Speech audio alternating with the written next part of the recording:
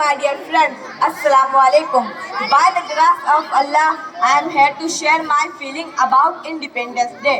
Today is our national festival. Every Indian celebrates it with dignity and pride.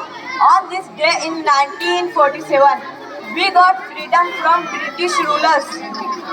For this freedom, our ancestors and forefathers gave many sacrifices.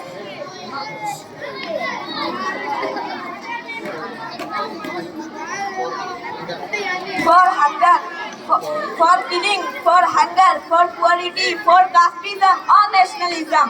No, never our forefathers get free this country.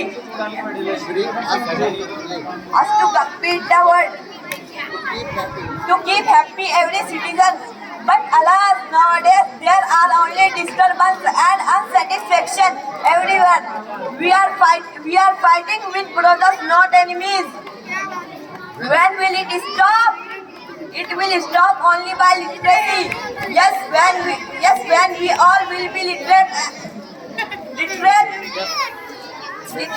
nobody can beat us.